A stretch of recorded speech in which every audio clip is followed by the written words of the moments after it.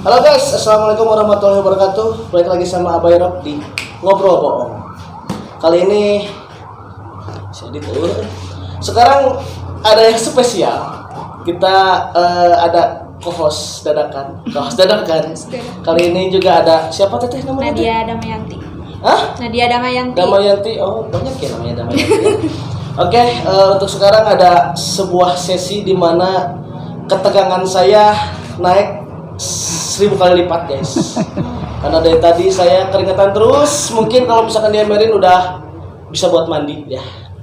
Kali ini kita kedatangan seseorang yang sangat luar biasa di tanahnya milik Tuan Baud. Anjir, dulunya Tuan Baud guys. Yaitu di Jatinangor. Boleh kita please welcome aja Teteh Enci, boleh masuk.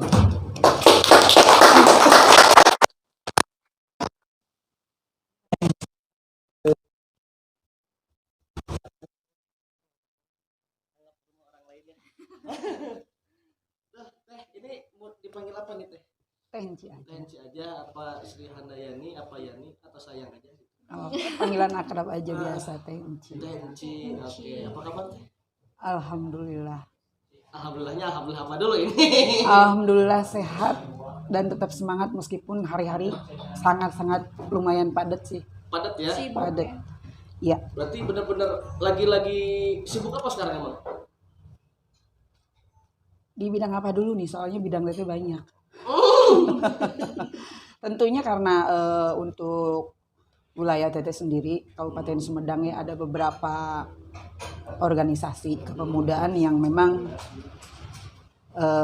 jelang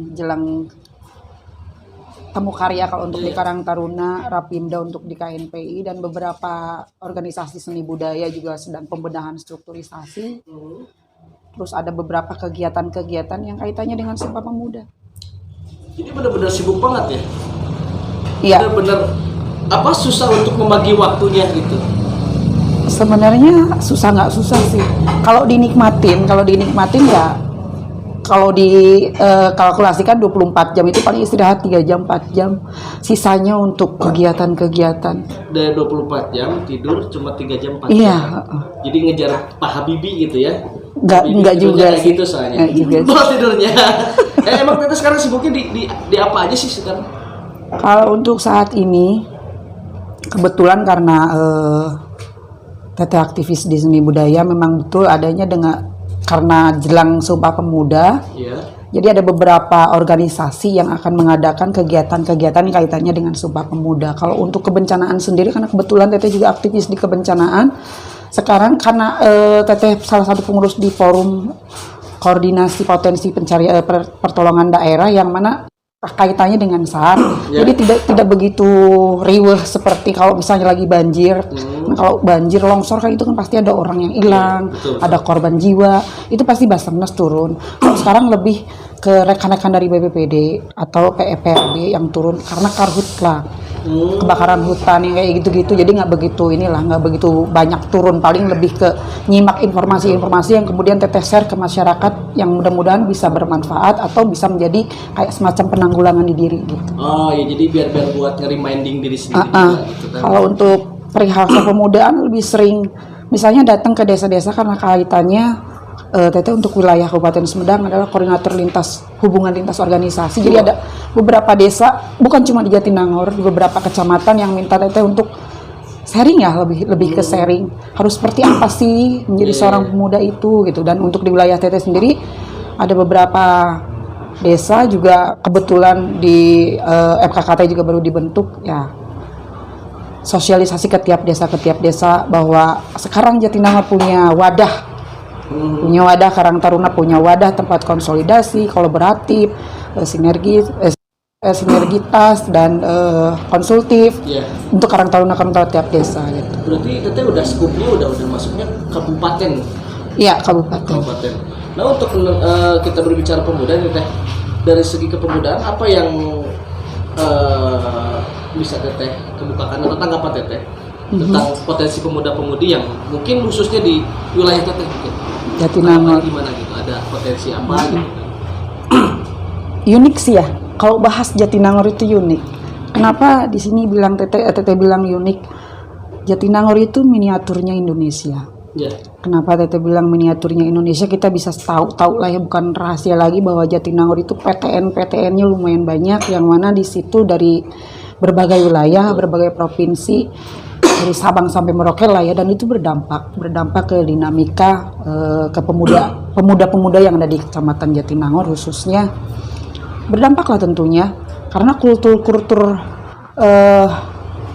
pendatang lah ya, pendatang yang untuk mencari ilmu, dan kemudian ada juga yang akhirnya berdampak juga datang para urban dari wilayah lain untuk misalnya mencari membuka usaha, dan itu berdampak juga.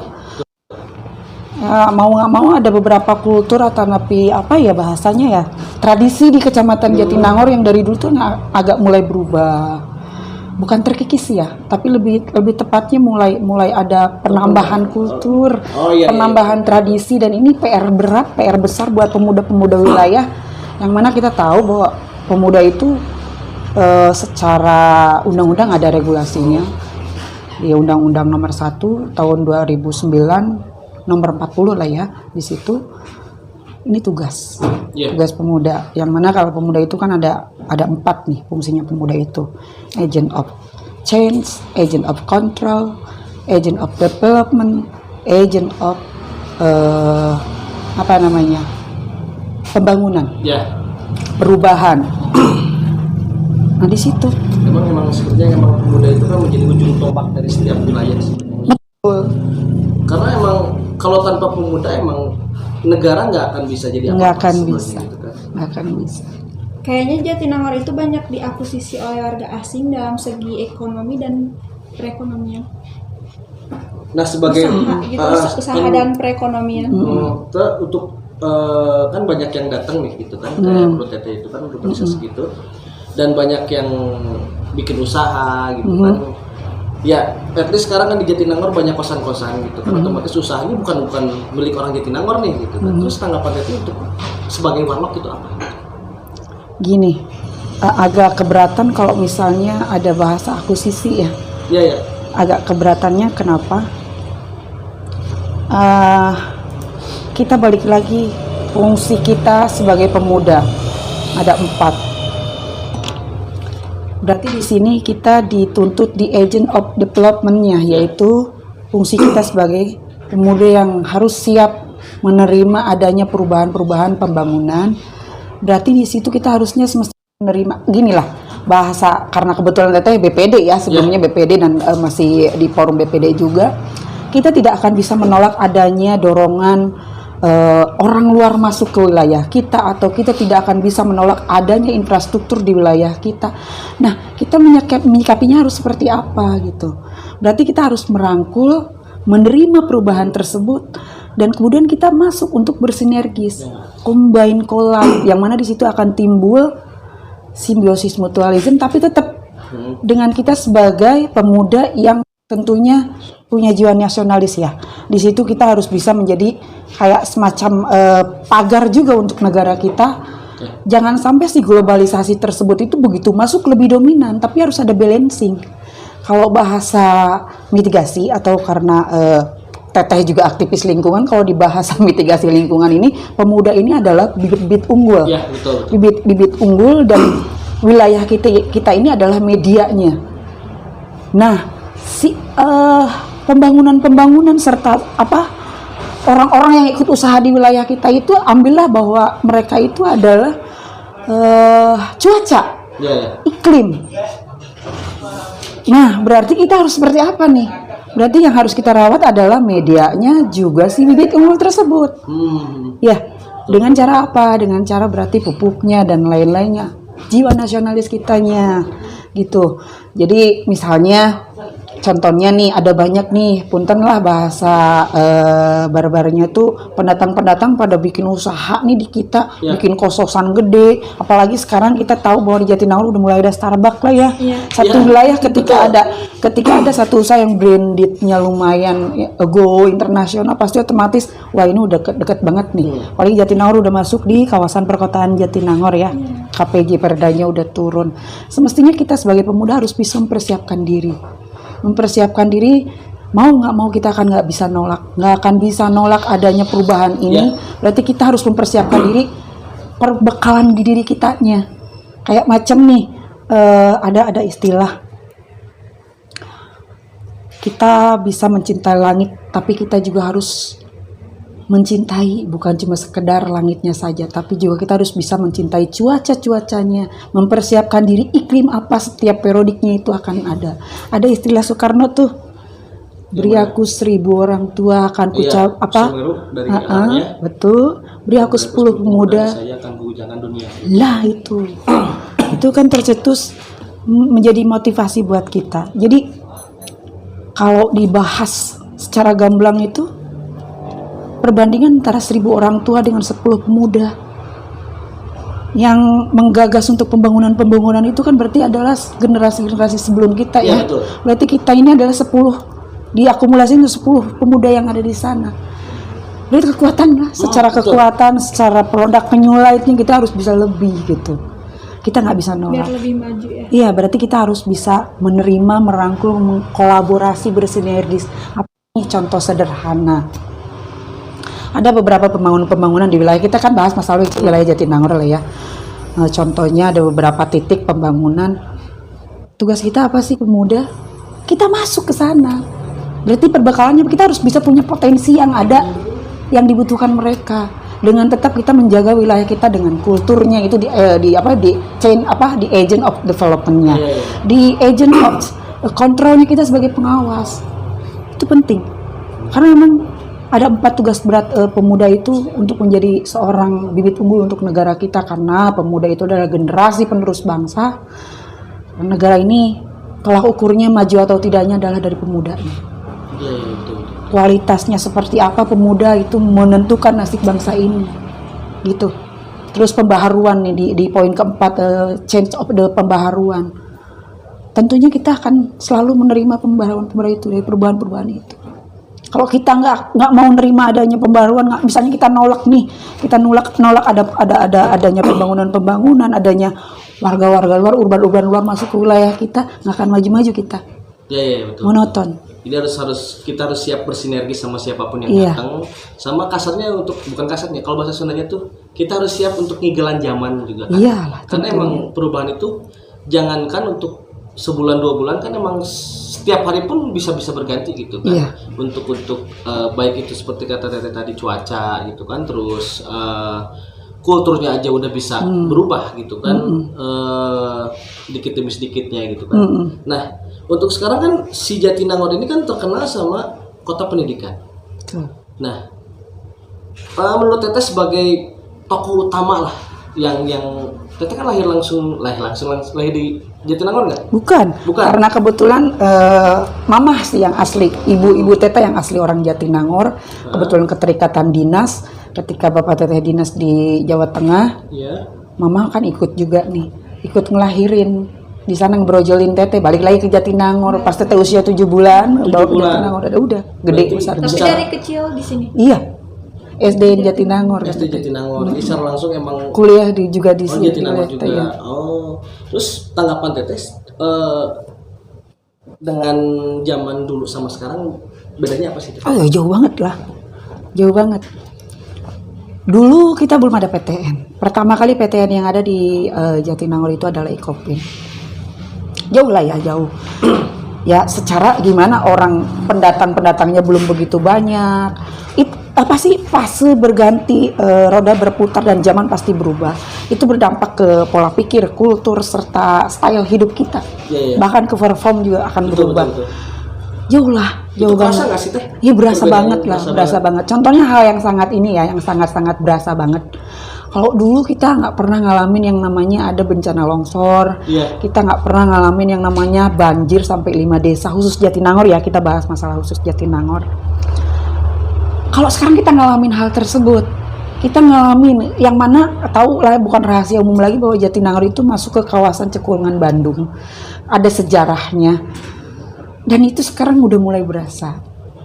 Contohnya kalau zaman dulu secara kewilayahan, secara kontur tanah, bahwa Jatinangor itu cuma punya 3 bencana: gunung api, longsor, dan gempa bumi. Tapi sekarang bertambah, ada banjir dan bencana yang sangat krusial, ada bencana sosial. Berdampak dari mana? Dampak dari perubahan itu. Kalau dulu mana pernah ada keroyokan antar sekolahan atau ada punten ya bencana-bencana sosial yang sekarang udah mulai marak nih lah ya, Betul. mengenai narkoba, pergaulan bebas dan lain-lain.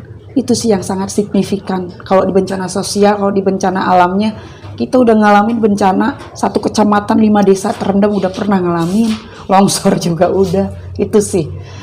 Tadi Tete bilang ada gunung berapi. Iya, kita ada gunung berapinya. Manglayang itu kan gunung berapi. Masih aktif nggak? Masih aktif. Oh, coba telepon bro. Melayang masih aktif bro. Kita gini loh. Terus perubahan yang lainnya mengenai karakter masyarakatnya itu juga. Ya, karakter masyarakatnya itu juga sangat-sangat Apa berubah. makin kesini makin baperan deh? Apa gimana sih? Itu tentunya. Pertama makin baperan, kedua ada enggak semua sih ya, tapi lebih didominasi perubahan ke kalau misalnya dulu mah kita nggak pernah yang namanya tahu oh iya ada kopi 1 gelas bisa sampai 70.000 gitu kan, sekarang ada lah ya itu, dan itu berdampak. Gadget juga, apalagi kemarin kita ngalamin selama kurun waktu 2 sampai 3 tahun pandemik, itu berdampak banget. Iya. Bukan cuma di Jatinangor, se-Indonesia saya rasa, sedunia saya rasa. Betul teh, karena emang di waktu Covid itu kan emang yang benar-benar ini kan dibanyakin itu kan cairan gitu ya. Jadi karena sekarang Covid-nya udah ada dan kita menjaga ketahanan tubuh, kita panggil dulu orang air ya. Mana orang air? Mana? Ibu Herda, Bapak Herda, boleh ke sini deh. Aku mulai ceket, si Teteh juga mulai ceket nih. Aduh. Ini seaya-aya. Iya. Aduh, makasih ya bro. Aduh, ya Allah. Baik banget sih Anda. Udah lama Mas kerja sini Mas. Nah, tadi kita dengar bahwa Teteh itu salah satu pengurus lah ya, pengurus di lintas organisasi gitu ya. Sebenarnya motivasi terbesar Teteh apa sih untuk menjadi koordinator atau pengurus di lintas organisasi itu? Kalau di tingkat kabupaten untuk di organisasi Teteh sendiri, Teteh adalah koordinator hubungan lintas lembaga dan lintas organisasi Skup Kabupaten ya, yang mana kemudian tercetusnya sih 3 tahun yang lalu, saat itu kita ada pandemik datang. Teteh mendirikan satu wadah, bukan organisasi, tepatnya wadah gabungan relawan Jatinangor, yang mana di dalamnya itu bukan cuma sekedar OKP, tapi juga ada ormas, ada komunitas pencinta alam, ada LSM juga. Ya, lebih ke ini sih ya, lebih ke ayo bareng-bareng bergerak untuk negara ini dalam bentuk atas segmen yang kita mampu dan kita bisa sesuai dengan kondisi saat itu gitu. Betul. Kalau untuk skup kabupatennya kita lebih ke untuk bisa menjalin sinergitas yang kemudian kenapa? Bukan cuma skup kabupaten, kecamatan atau ini, skup negara aja, dinamika akan selalu ada. Karena apa? Untuk menuju dinamis itu kita akan melewati dinamika. Nah, menyikapinya itu harus seperti apa? Yaitu kita menjalin hubungan yang gimana caranya nih setiap organisasi itu terjalin erat, harmonis gitu ya. betul, dengan apa? Nah itu teknis mekanismenya, kita bikin kegiatan-kegiatan yang bisa mengikat, yang ada chemistry di sana Nah, gitu. jadi Dan itu lebih cenderung ke bidang sosial. Ini kaitannya erat kalau bidang sosial dengan kepemudaan. ya, jadi lebih ke satukan kekuatan gitu ya. Iya. Satukan kekuatan. Menjadi ketua lintas organisasi apa aja sih benefitnya? Digaji atau relawan gitu? Oh enggak ada gaji. Nggak ada gaji, kita sifatnya sukarelawan. Teteh agak kurang setuju kalau misalnya dengan relawan gitu ya. Relawan, rela, Berkorban. tapi lebih cenderung ke sukarelawan. Kalau sukarelawan itu rela karena Dan suka. didasari suka, didasari kesukaan. Enggak, itu panggilan hati aja. Yang namanya sukarelawan itu nggak ada yang digaji, gajinya langsung dari yang di atas gitu. Cuma di sana bullshit adanya satu organisasi tanpa ada benefit atau tanpa harus mengeluarkan anggaran ya, tanpa ada anggaran gitu, bullshit banget. Tapi di sana kan yang namanya jujur-jujuran selama ini untuk khususnya di kesukarelawanan, kita bahasa Sundana hudunan. Dan alhamdulillah masyarakat atau segmen-segmen lain atau organisasi atau lembaga atau instansi yang lain melihat pergerakan kita yang begitu memang tepat sasaran dan betul adanya kita nepi lah cek bahasa Sunda, nepi ke masyarakat dan nepi kanu ngabutuhkeun, ada sentuhan-sentuhan. Jadi kemauan sendiri gitu ya. Iya, yang namanya sukarelawan itu panggilan hati, Neng. Panggilan jiwa, cenah. Jiwa. Dan alhamdulillah teman-teman di organisasi lain pun demikian gitu. Dan itu menjadi garis besar setiap organisasi di ADART pasti ada itu. Pasti ada.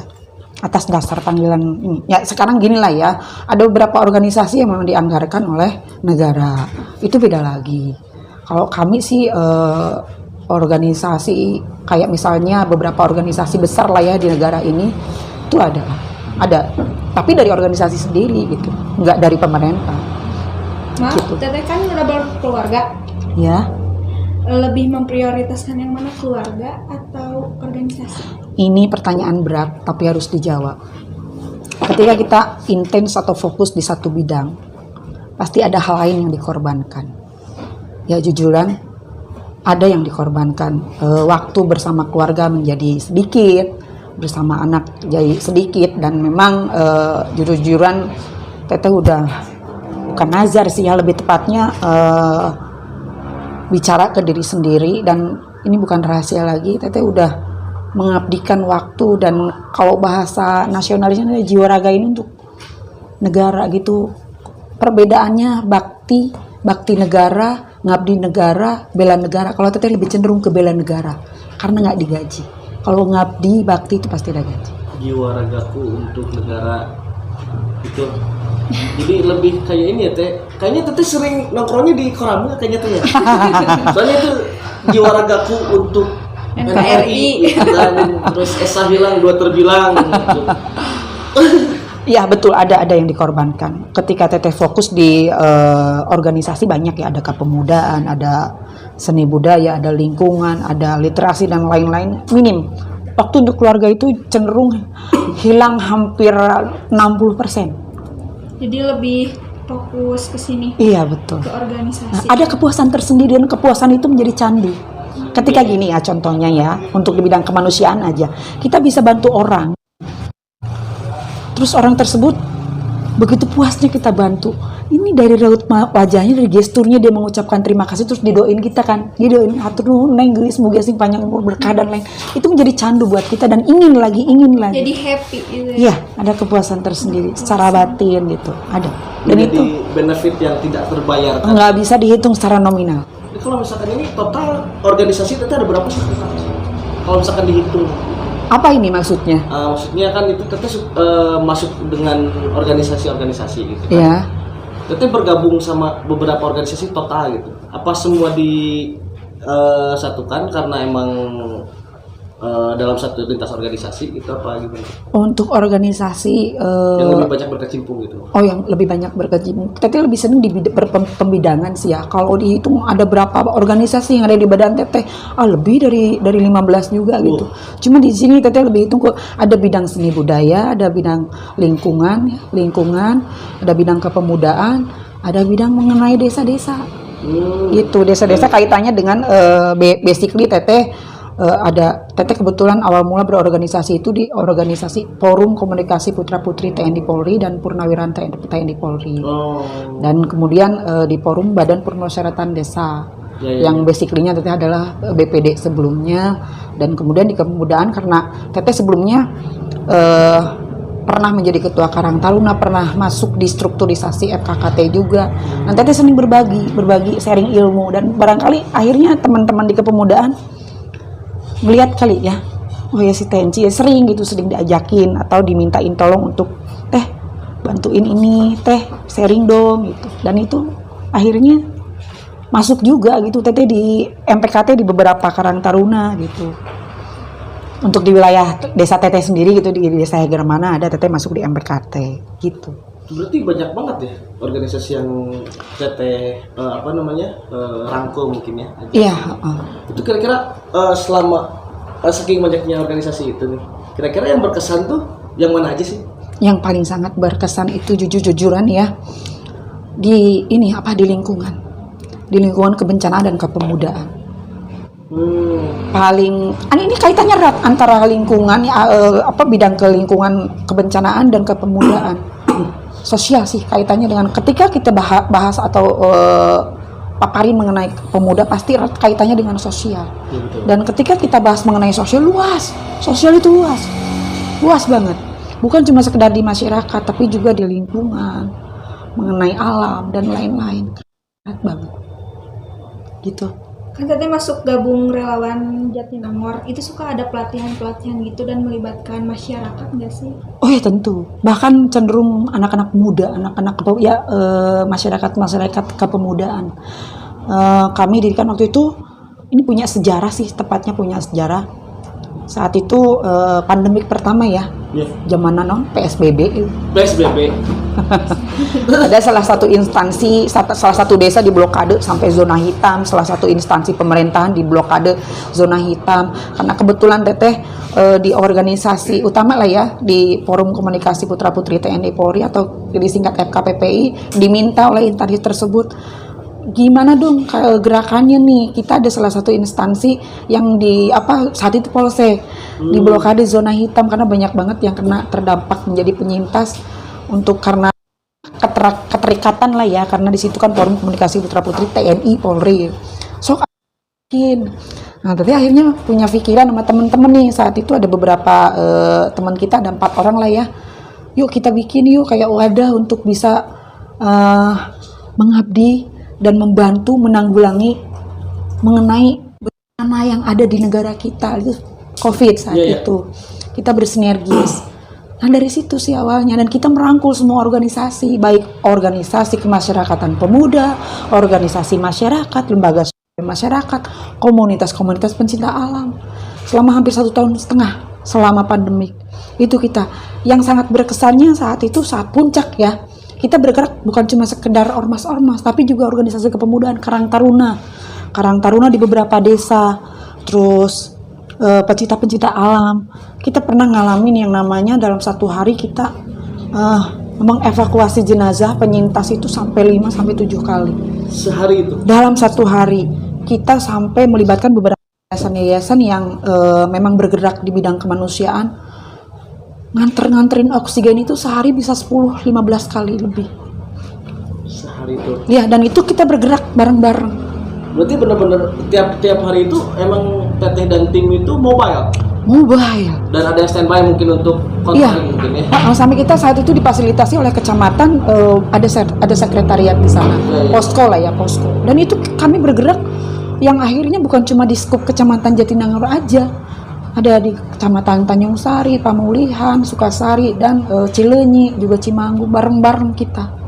Nah, dan itu kan otomatis kalau misalkan Teteh benar-benar infal untuk mengurusi